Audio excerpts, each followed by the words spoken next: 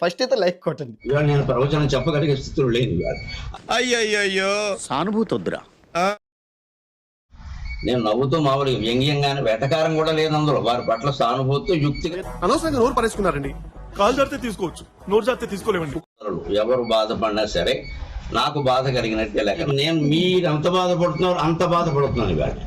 బాధపడకండి, అర్థమైన ఎదవలి చూసుకోవడానికి 7 కొండల ఉన్నాడు కదా.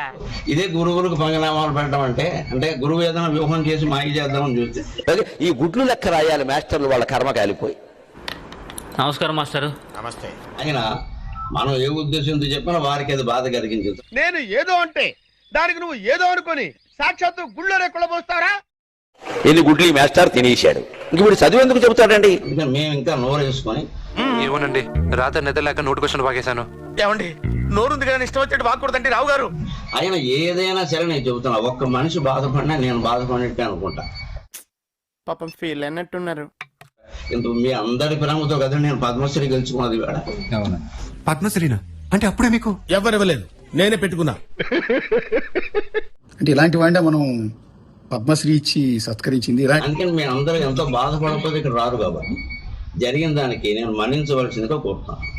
మీ మనోభావాలు దెబ్బతినేలా మాట్లాడినందుకు ఐఎమ్ వెరీ సారీ. 6ంటికి నేను ప్రవచనం చెప్పాలి, చెప్పడమే చాలా కష్టం. నా కళ్ళంట నీళ్ళు వస్తున్నాయంట్రా. దానికోసం